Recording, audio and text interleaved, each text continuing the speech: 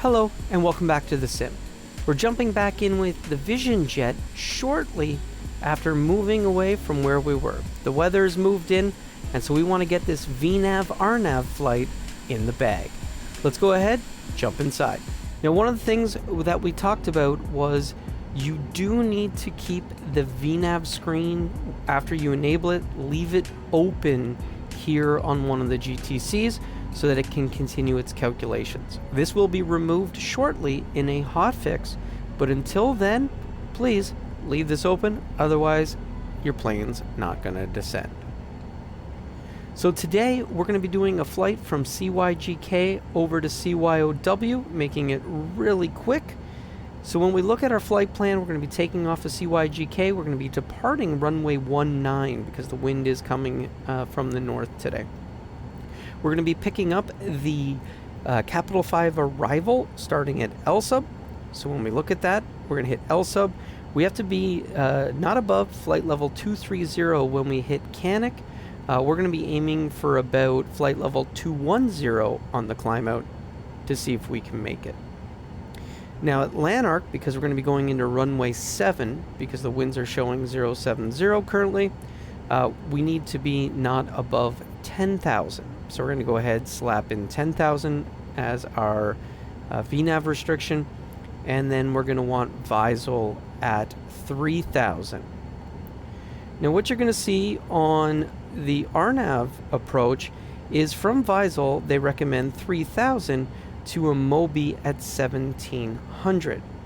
Now, the problem we have with the sim's default RNAV capability is it doesn't actually draw the glide path past a Mobi. So it doesn't stay on this 3 degrees and go out to 29 miles like an RNAV LPV is supposed to do. Instead, the sim kind of ends it at the FAF. And so with that, you have to be at 1,700 before the FAF.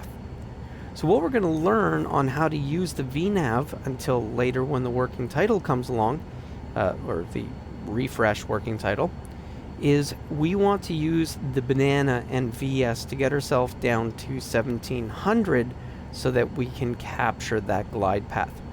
Now, obviously you're not supposed to go below 1,700 here, but some people have also always put it at about 100 feet below.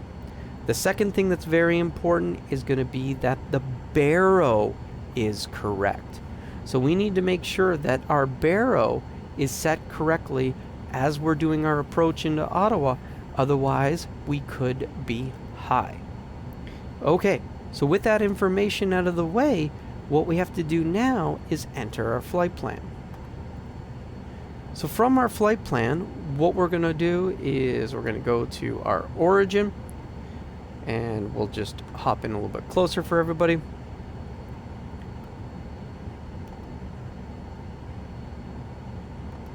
I really want a QWERTY keyboard. And then we go with our destination.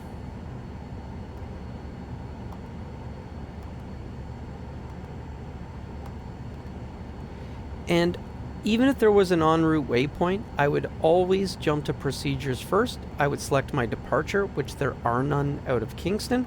Then I would select my arrival, which is going to be Capital 5 LSUB runway 7. This is currently correct. So we're going to go ahead and load that. And you don't have to load the approach now, but I like to do it for the sake of having the time. For the ILS approach, you would have one of these two waypoints, but we want to do the RNAV 7 Zulu. And what's funny is this doesn't let you pick VISL. So we're going to have to pick Modon or Tillig. And so we're going to go with Modon, which is north for now. And then we'll fix it afterwards. So we're going to go ahead and we're going to load that. So now that we've got that in there, now when we come back, this is that part that we talked about. So when we had looked at our arrival chart, we saw that Canic we needed to be at 23,000 was the maximum altitude. but we're not going to go that high. So instead, what we care about is LAN arc, and LAN arc needs to be 10,000 because we're going into runway 7. Otherwise, it'd be 16,000 if we were going into any of the other runways. So LAN arc, we got 1,000, and then we're going to go down to Visal, and you'll see it remove Visal on its own because it rejigged it and made sure. And this is why we don't get a discontinuity, because with approaches and arrivals, it can rejig them. It's when you have an en route waypoint and you add certain arrivals, it can't get rid of that and you get a discontinuity. So with Visal, we want to be at 3,000. And a Mobi, we want to be at 1,700. But we're going to actually only VNAV to 3,000. And then we're going to use VS to get down to the 1,700. But we're going to put it in so that we see it and we have the reminder in our line items. So now we've got that information entered, and our flight plan is ready to go. So now that we're done, we're going to accept our initialization, and we should be good.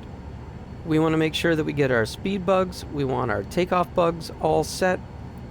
We want to make sure that we are in our flaps 1 position for takeoff flaps. We are. We do have our trim set for 6%, so we are good there. So we'll go back to our PFD page, and we'll cover our minimums when we get airborne. So with everything done, we look to be ready to go. I like to get my flight director on. I like to go ahead and get that altitude already dialed in. And so in our case, we're going to go up to flight level 210. And on my Bravo, I've got it as soon as I cross 10,000, it steps by 5s. And then once it gets to the 20s, it goes by 1. So it's a little bit faster. Now, we need to know what our current baro is. We're going to see that we need, where to go? 2973. So we're going to go ahead and dial down to 2973. 240 feet, and if I look at the chart, we are 301 feet roughly here. So that's the normal airport elevation. The other end is 296. So that's about right. So we're good here. So everything is in for that.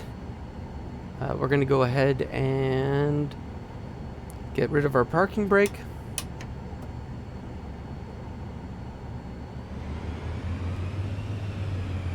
And we'll hold the brakes.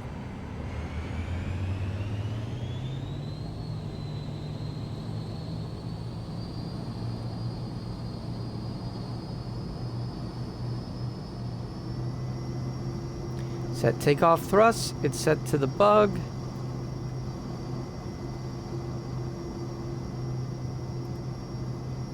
Hit the toga button. And let go. What the? That does not look like the winds.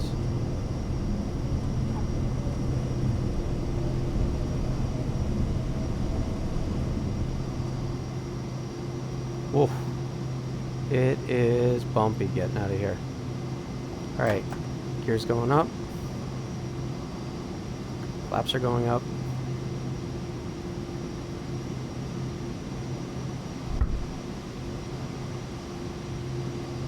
And we're going to set for heading mode.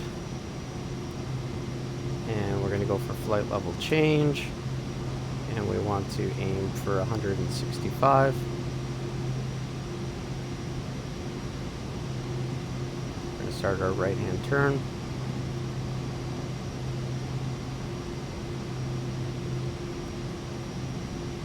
And we're going in heading mode.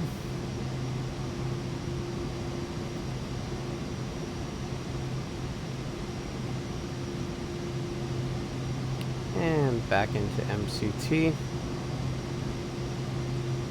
And get that trim going. Alright, with that, let's get our autopilot on.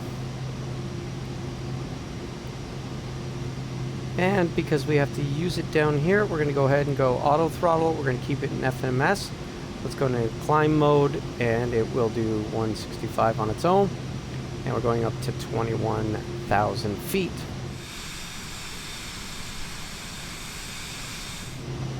And we're going to go ahead and arm nav mode.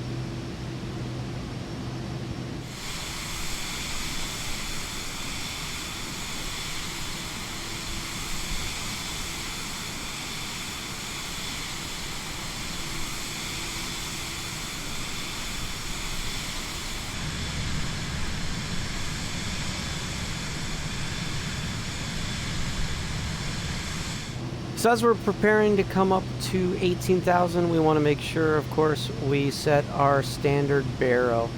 And of course, everybody does this. I think what happens is it's on the way down that some people miss or forget the part where they need to do the swap back to the local altimeter, and on the RNAV, they miss the changeover. So that's also the difference between an ILS. Technically on an ILS, if you don't set the baro, you'll still capture it because it's going to be all the way out past the FAF. And so you kind of can pick it up and be close to it and be descending and you'll catch it.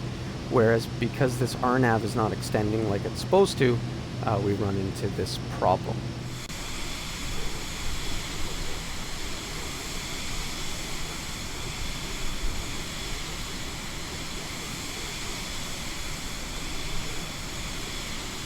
It's not too bad, not much of a correction it has to make on that sharp turn. So now, of course, that we've leveled off, the speed is going to set to 250, and it's going to go ahead and speed up. So now what you can see is we're only 1 minute 14 out from top of descent. So if we go ahead and start dialing down all the way down to the 3,000 that we want to go down to,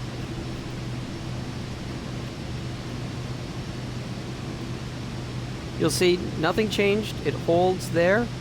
And now that we're within 1 minute of top of descent, VNAV is available, and that first constraint of 10,000 shows up. So we're going to come down here, and we are going to enable our VNAV. We're in VALT, so we're going to maintain level of flight, and it's looking to go down. And you'll see it automatically will pick up the constraint and copy it across.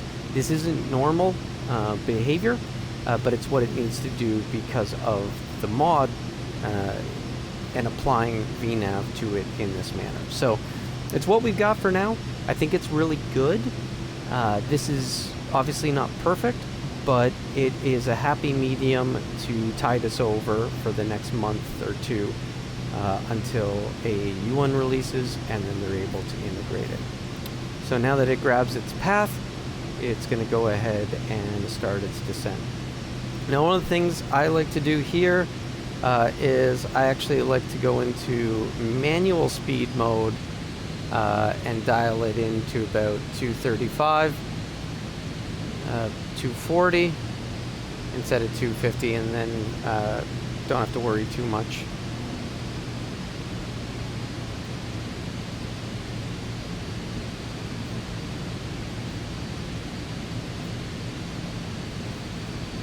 So there you go.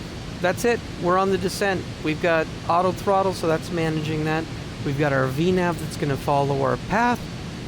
So with that, we'll pick this up again as we approach our bottom of descent for this first restriction.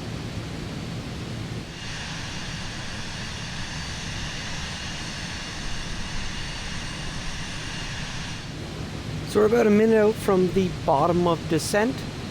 So on this, we are looking for it to transition back into V alt because it'll create the next top of descent down to our next waypoint.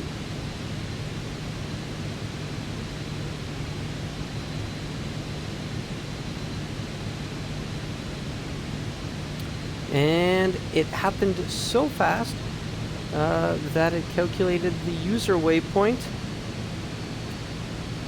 And we're already on our way to Modon at this point. So it does the thing where it flies kind of away for a second, and then it's gonna fly itself back eventually. So it's a different flight path depicted here than what the sim flight plan manager has. So that's also part of that weird discontinuity disconnect that happens, but you get used to it. So with that, it's now going down to 3,000 for us, and it's calculating its path, time to bottom of descent, vertical deviation. So we're off of the glide path by 1,100 feet, but it is calculating the vertical speed, and we are slowly reeling that back in, so to speak. So that's going to come back in plenty of time. So we might as well go ahead and we'll come back to this in a few minutes.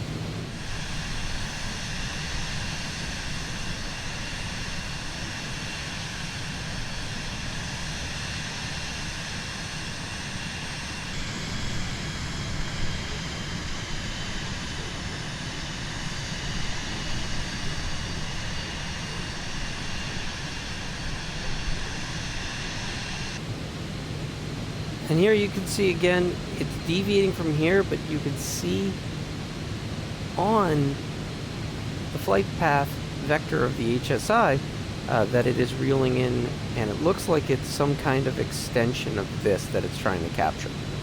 So anyway, while we're doing this, we should probably look real quick. We need 1700 at a Mobi, 071 is the course, and we're gonna VS after we get to Visol down so that we're there in time.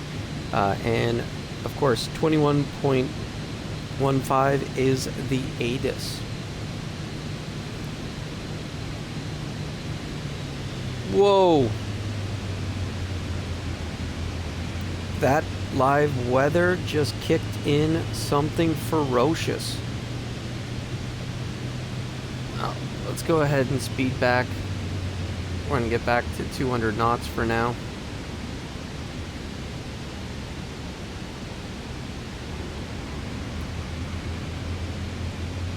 So if we go to the weather, actually, I find it's also real easy to use the VFR map. This is a good one. Give it a second, wait for these to pop in, and wait for the info to come in. CYOW, 07019 gusting 28, 29er88. So 29er88. So we needed that for sure. 29er88. There we go. So we're good to go. We also want to do our minimums. So according to our minimums, it's 569 on the decision altitude. 569. That's Barrow. And we want to get our speed bugs for landing on. Excellent. So now we can come to our navcom, and we're going to go to 121.15. Transfer that across. Ottawa Airport information, Quebec 16000. Wind 083 at 19er. Visibility, trees. Sky conditions, few clouds at 2,100 feet, few clouds at 4,900 feet, few clouds at 13,400 feet. Temperature, -2. Dew point, 10. Altimeter, 29er.88. All right. So there we go. Good enough for us. So now we got that in and we've got our numbers. We want to make sure to follow this down. So at this point, we're pretty much kind of making this turn. Looks great. So we're going to make this turn. We're going to grab mode on to Visol. Not normal, we would have gone straight into Visol, but that's okay. We are descending down to Visol. And then what we're actually going to do is we're going to change and we're going to use VS mode. Because like I said, we're going to want to be down to 1700 a little after Visol. Now you're supposed to maintain 3000 from Modon to Visol, so it's actually, as we cross Visol, we're going to dial down, but we're going to use the banana to help make sure we get down a little bit sooner. Because you can see here, this is what we were talking about.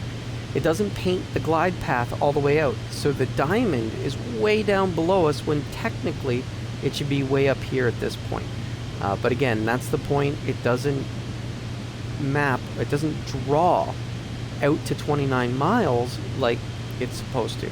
That's one of the things that working title changed in the G1000, and that they're already showing in the AAU1 beta. So it's pretty exciting to know that those things are going to come. I would just recommend that you basically VNAV to your FAF, or sorry, VNAV to your IAF or your IF. And then I would recommend you VS to your FAF. So here at this point, right, it's going to start shallowing it out to try to hit Visol bang on, which is great.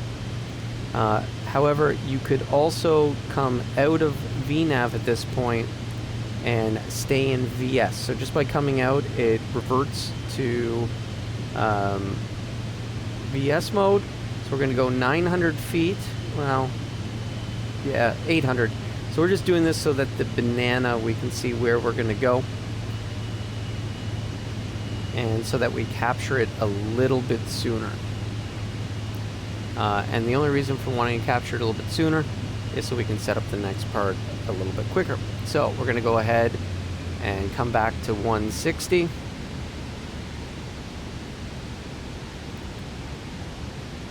And we're going to go ahead and put in our first approach flaps. And we'll get our landing light back on.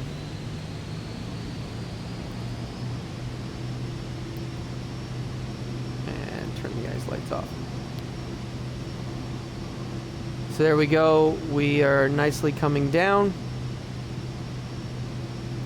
So we're now at 3,000 altitude captured, so I'm going to dial down to 1,700.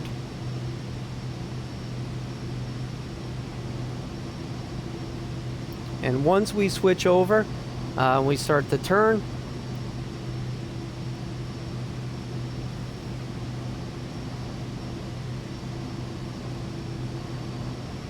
Close enough. We're going to go into VS mode. And we're going to dial the nose down about 700 feet.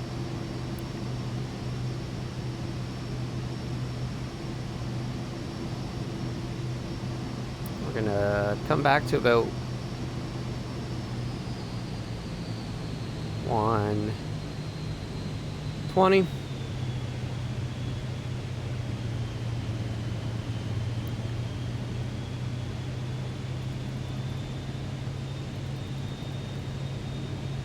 So here, using that banana, we want to get down to,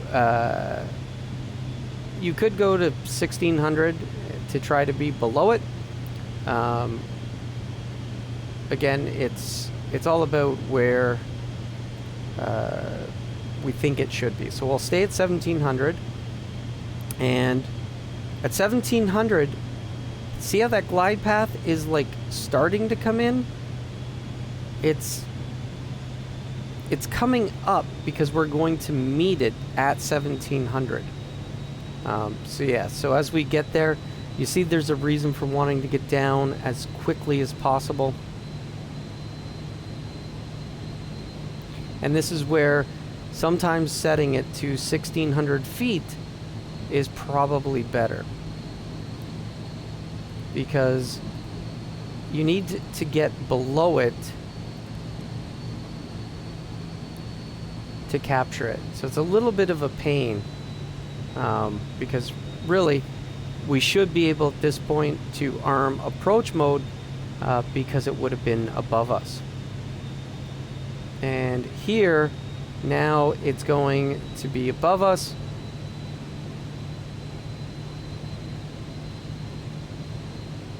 But we're technically below. It's very awkward because it shouldn't need this.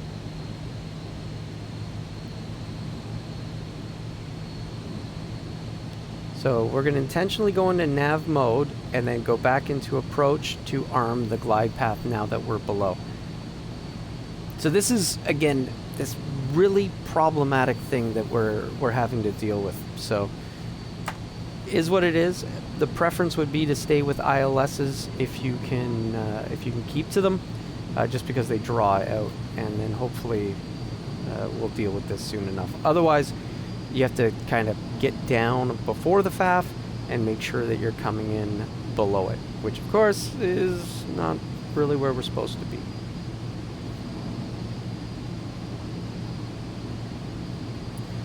So gear is down, 3 green, no red, flaps are set, we're at landing flaps, elevation is correct, and pressurization system looks good.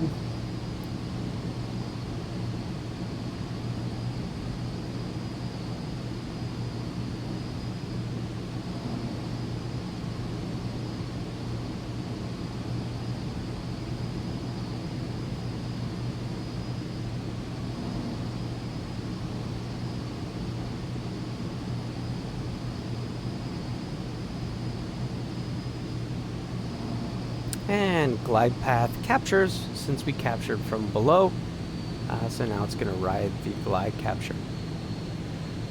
So we're going to go ahead and take out the auto throttle.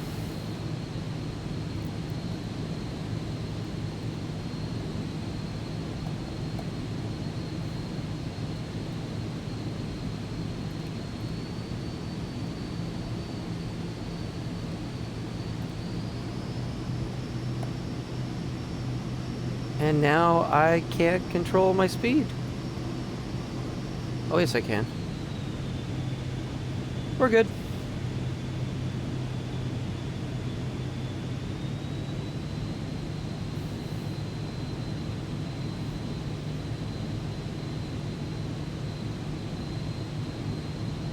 And runway lights, so we're good. We're looking for 569.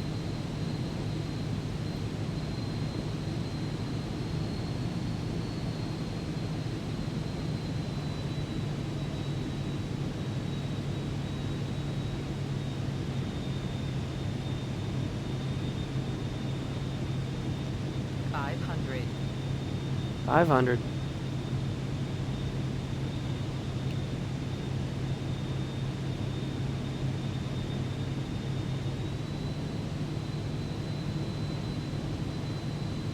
So we're definitely below the glide path.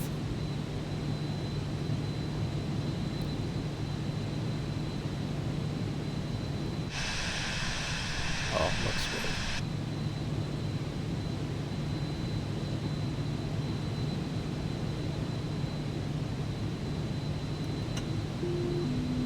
And minimums.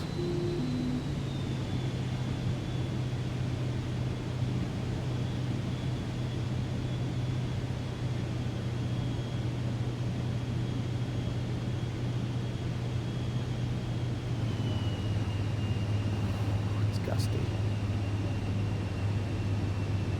Wow, now we're just gonna float. That is some crazy winds.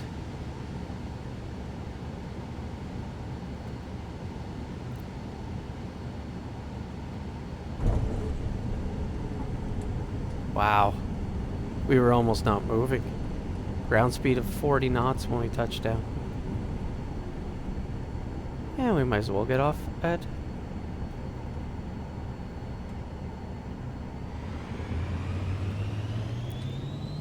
Get off at Charlie. Well, just like that, we got her down. We saw how you have to be very finicky when using the default RNAV approach modes, right? That diamond is really, really, really annoying. The fact that it doesn't draw all the way out, so you have to sneak in underneath, and then sometimes you have to arm approach mode after you made sure it went above. Well, I think we're gonna cut it here. If you liked it, please hit that like button. Subscribe if you haven't. Come along on the next one. As always, thanks for watching. Have a great day.